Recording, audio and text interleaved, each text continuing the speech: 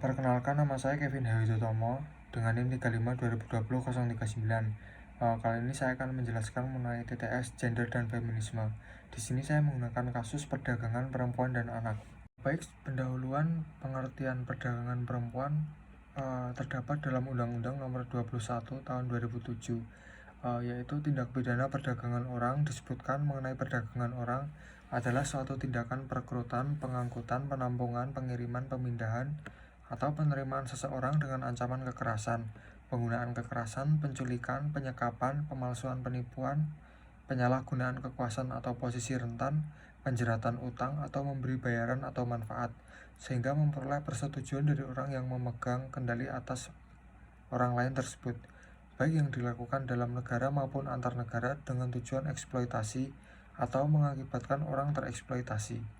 Di masa pandemi COVID-19 terjadi pelonjakan kasus mengenai eksploitasi anak. Tercatat selama pandemi COVID-19 berdasarkan data dari Informasi Online Perlindungan Perempuan dan Anak, dari 2019 tercatat terdapat sekitar 106 kasus eksploitasi anak.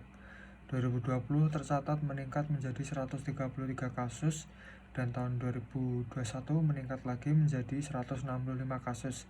Sementara kasus mengenai tindak pidana perdagangan orang tercatat pada tahun 2019 terjadi sekitar 111 kasus. Pada tahun 2020 meningkat menjadi 213 kasus, dan pada tahun 2021 juga mengalami peningkatan sebanyak 256 kasus. Adanya eksploitasi anak dan kasus tindak pidana perdagangan ini sangat identik dengan ancaman yang sifatnya penyiksaan, pemaksaan, penculikan, penipuan, kecurangan, kebohongan, dan penyalahgunaan kekuasaan. Sementara tujuan dari tindak perdagangan ini adalah prostitusi, pornografi, kekerasan, eksploitasi kerja paksa, dan perbudakan. Di Indonesia terdapat 5 jenis perdagangan perempuan dan anak yang sering dijumpai, yaitu perdagangan perempuan dan anak untuk tujuan pelacuran, perdagangan perempuan dan anak untuk menjadi pembantu rumah tangga, perdagangan anak untuk dijadikan pengemis, perdagangan perempuan dan anak yang diperkerjakan di tempat berbahaya, dan yang terakhir, perdagangan perempuan dan anak dijadikan untuk kurir atau pengedar narkoba. Menteri Pemberdayaan Perempuan mengidentifikasikan 11 bentuk perdagangan perempuan dan anak, yaitu PSK, buruh migran, buruh murah, pekerja domestik, pengemis, pengedar narkoba, pekerja tempat hiburan malam, konsumsi pengedar pedofilia, pengantin pesanan, adopsi, dan pemindahan organ tubuh.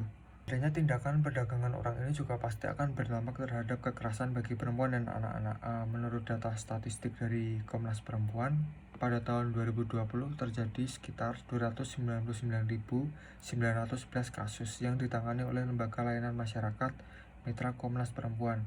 Jenis kekerasan terhadap perempuan yaitu kasus kekerasan dalam rumah tangga yang terjadi sekitar 6.480 kasus. Yang kedua adalah kekerasan seksual yang terjadi sekitar 962 kasus yang terdiri dari pemerkosaan, pencabulan, kasus pelecehan seksual, persetubuhan, dan sisanya adalah percobaan pemerkosaan. Dalam teori, saya menggunakan teori dari feminisme radikal. Feminisme radikal adalah feminisme yang mengkritik antara adanya budaya patriarki di masyarakat. Feminisme radikal memiliki pandangan bahwa wanita telah ditindas dan disengaja dengan sangat keras oleh sistem patriarki yang ada dan mengakar kuat pada masyarakat. Patriarki tetap menjadi struktur atau sistem yang sangatlah mendominasi dan sifatnya melemahkan. Patriarki masih menjadi sistem ketidaksetaraan yang meresap, langgeng, model sosial dasar. Bagi feminisme radikal, patriarki merupakan suatu sistem yang sifatnya mempertahankan manusia lainnya dalam penghinaan, melihat mereka tidak sebagai manusia, dan mengendalikan mereka secara totalitas dan mengakibatkan adanya subordinasi bagi perempuan. Bagi feminisme radikal, tema kekerasan disebabkan oleh adanya sistem patriarki yang eksis dalam masyarakat. Bagi feminisme radikal, patriarki menyebabkan terjadinya pemerkosaan, penyiksaan seksual, pelacuran yang dipaksa, penyiksaan pasangan, insest, penganiayaan seksual dan bagi anak-anak, dan penyiksaan terhadap perempuan yang berbeda dari perempuan lain. Sehingga dalam hal ini perdagangan perempuan yang rata-rata diperkerjakan sebagai pekerja paksa dan pelacur ini merupakan suatu bentuk kekerasan yang disebabkan oleh adanya praktik patriarki menurut feminisme radikal.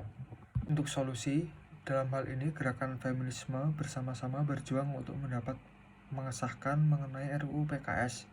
RUU PKS merupakan rancangan undang-undang penghapusan kekerasan seksual. Penghapusan kekerasan seksual adalah upaya untuk mencegah terjadi kekerasan seksual, menangani, melindungi, dan memulihkan korban, menindak pelaku, dan mengupayakan tidak terjadi berulangan kekerasan seksual. Penghapusan kekerasan seksual ini didasarkan atas asas penghargaan atas harkat dan martabat manusia, tidak adanya diskriminasi, kepentingan terbaik bagi korban, keadilan, kemanfaatan, dan kepastian hukum. Lalu, penghapusan kekerasan seksual bertujuan untuk mencegah segala bentuk kekerasan seksual, menangani, melindungi, dan memulihkan korban, menindak pelaku, dan mewujudkan lingkungan bebas kekerasan seksual. RUU PKS tentunya tidak dapat berdiri sendiri dan harus ditopang oleh hal-hal lainnya agar perdagangan perempuan dan kekerasan seksual benar-benar bisa dihapuskan dan dihilangkan. Perlu adanya suatu kegiatan yang dapat menanggulangi adanya keterbatasan bagi perempuan. Perlu ditekankan bahwa faktor utama terjadinya perdagangan perempuan dan anak adalah karena kemiskinan. Kondisi ini juga berdampak kepada rendahnya tingkat pendidikan keluarga yang tidak dapat menyekolahkan anak-anak mereka ke jenjang yang lebih tinggi, sehingga dalam hal ini menjadi suatu kerentanan bagi perempuan menjadi korban perdagangan perempuan. Dan karena kondisi ekonomi yang rendah atau miskin, perempuan akan berusaha sebagaimanapun untuk bisa memenuhi kebutuhan mereka, sehingga dalam hal ini mereka menjadi korban karena terjebak ke dalam kebohongan atau penipuan agar bisa memenuhi kebutuhan mereka, bahkan untuk hal yang sangat berisiko. Dalam hal ini perlu adanya pemberdayaan perempuan agar dapat terbebas dari kemiskinan dan memberikan mereka suatu akses yang awalnya mereka merasa kesulitan, yaitu ekonomi. Perlu adanya kesadaran bagi pemerintah dan juga masyarakat dengan memberikan kegiatan seperti usaha mikro kecil menengah bagi perempuan dapat membantu perempuan sepenuhnya untuk bisa memenuhi kebutuhan mereka dan dapat meminimalisir perempuan untuk tidak tergabung ke dalam perdagangan orang ini, sehingga dalam hal ini kemiskinan dapat diatasi karena sebelumnya perempuan tidak memiliki banyak cara untuk dapat memenuhi kebutuhan ekonomi mereka, dan juga dapat memberikan soft skill pada perempuan sehingga dapat membantu mereka untuk melatih dan meningkatkan karir mereka dan juga meloloskan mereka dari jurang kemiskinan. Sekian tes setengah semester dari saya. Terima kasih, semoga membantu.